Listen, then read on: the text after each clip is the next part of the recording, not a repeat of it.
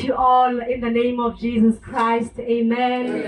Let me take this opportunity to greet our pastor, Noma Mfundisi, to greet all the pastors in the house, to greet the mothers and the fathers, to greet the Sunday school and the youth.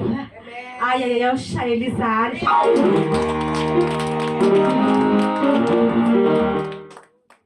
been asked to give a word of encouragement. Amen.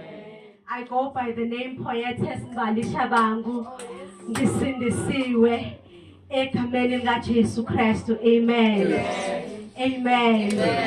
Ngizothi nje ngizoqhubeka la gcine khona umfundisi. Ngithi God will remember you. Amen. God will remember you. Amen. Bekumakhelwane wakho uthi God will remember you. Amen.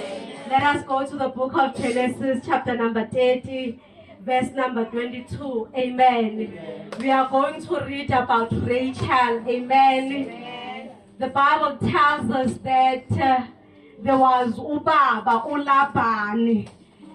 Happy Father's Day. We say Happy Father's Day. To all our fathers, we love you. We appreciate you so much. Amen. So Ulabani had two daughters.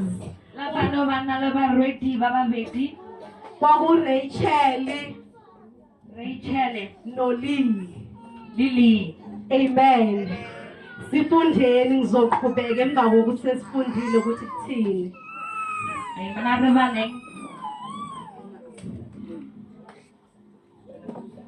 Genesis 30, verse number 22.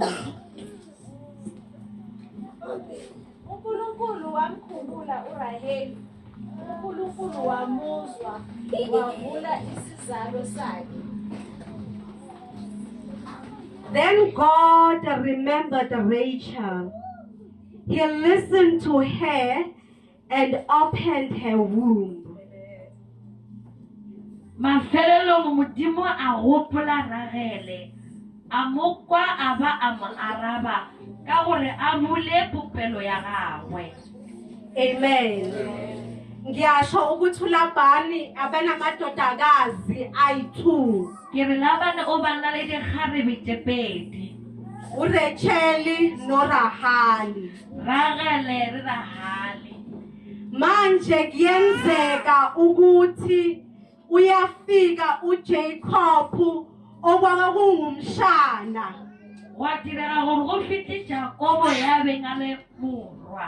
Uyafika endaweni makafika ubona uRachel azophuzisa izimvu amanzi. Abona Ragele atlo azophuzisa to bekelusha. In other words, he was shepherding. ube ajisha.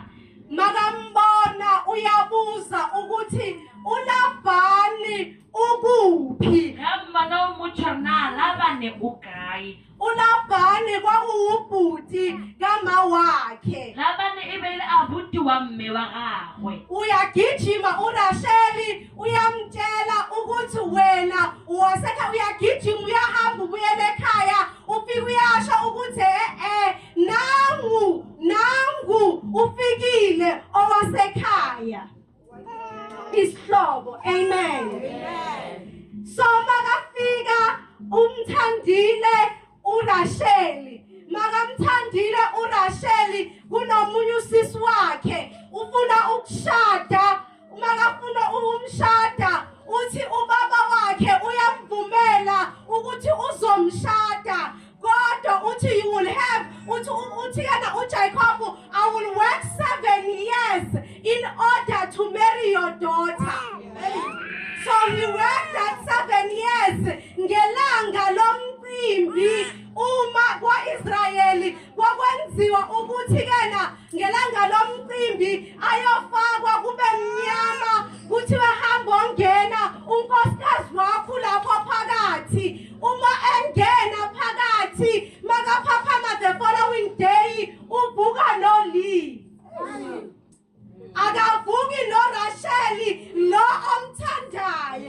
awuthandayo. Ngoba ubaba uthi hayi akwazi ukuthi indodakazi yami eyokuqala, my firstborn daughter, can get married, cannot get married kuqala the second born. Ubaba une order uthi qala i-firstborn iqala. Kwenzeke njalo athi uJacob, I still want Rachel. Asebenze another 7 years to get Rachel amshade. Ngoba wayemthanda. Into ayithandayo uyayibekezela, uyayisebenzela. Kuqhubeke kuhambe emshadweni, uNkulunkulu wamenza uRasheli wangathola abantwana. But then uLeah isibeletho sakhe sasivulekile, wayathola amadodana. IBhayibheli liyasitshela wathola indodana yokuqala uReuben, wamthola uSimoni. Son uRachel akanabantwana.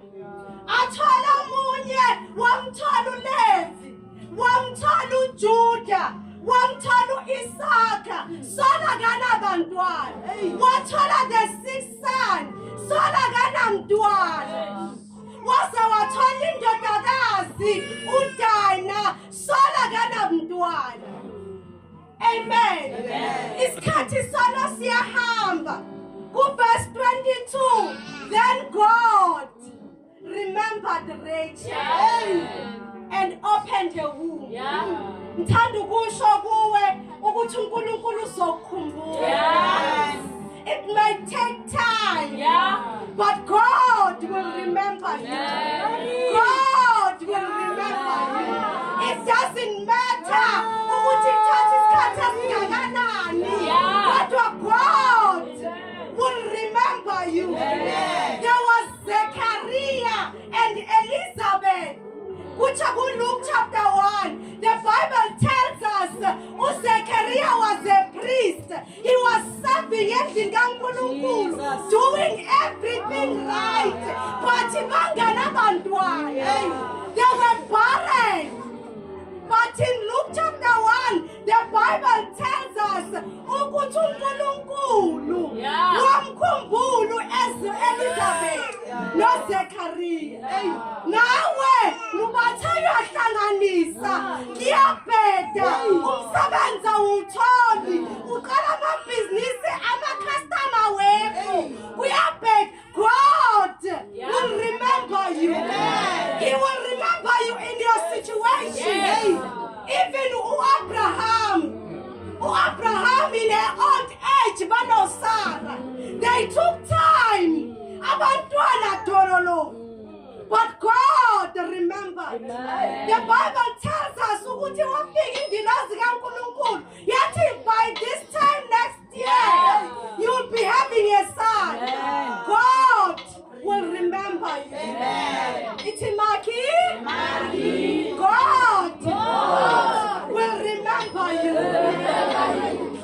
Amen. Into kaNkulunkulu zithatha isikhathi.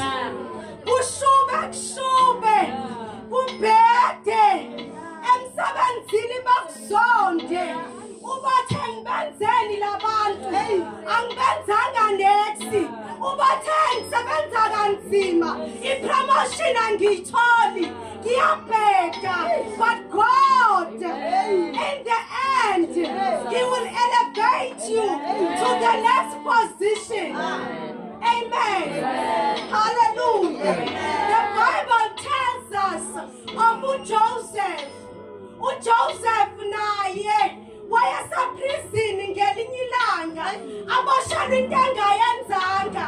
Liyasitshela iBhayibheli ufike kuqala ejele bayafika abanye the cupbearer and the baker ababesebenzela inkosi mabafika bayaboshwa naye. Amen.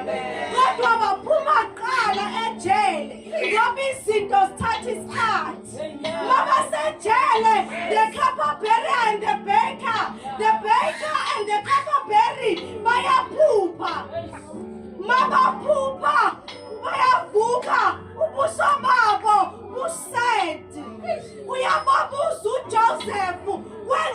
njani madoda? Wenze njani? Bayaba-explainela amaphupha abo. Uyabatshela ukuthi lona ngikuphe lokhu, ngikuphe lokhu, ngikuphe lokhu. Kuyabheda. Uya-explaina, u-explainela iCapperberry. uCapperberry, by the way, umuntu otesta ukudla newayini lenkosi before iphuza lona. Amen. So uyawakhalusa ukuthi your dreams means in 3 days when uzophuma ejele you will be restored to your position. Uyasho uthi uma usuphumile ungangikhohlwa. Ungangikhohlwa. Amen. The Capperberry, the Bible tells us waphuma ejele. Makasaphumile ejele, the Capperberry wamkhohlwa uJosepha. Wakhohlwa. Wakhohlwa ukuthi kunendoda eyangichazela iphupho lami. Yathi ungangikhohlwa enkosini. Yamkhohlwa kodwa. When we read the book of the Bible in Genesis 41, verse number 1, it tells us ukuthi after 2 years, then inkosi yaphupha nayo. Umiphupha inkosi iyabuza ukuthi ubani angangichazela okangihlalusetsa ukuthi ngitorile ini. And then the Bible tells us ukuthi uthikana the Capperberry, I remember my offense. Ngenza iphutha kunendoda engayishiya ejele. 2 years iphelile solusejele. It takes time. God will remember you. When God bese uyam-explainela, uyalanda uJosepha, uyabuya u-explain iphupho lenkosi.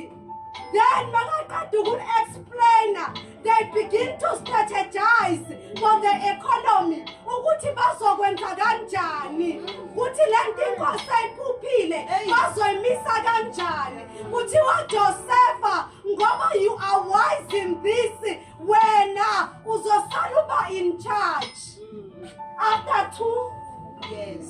Amen. It's God will remember you. Amen. It may take time. Izinto ezinhle zithatha isikhathi, but God will remember you. Amen.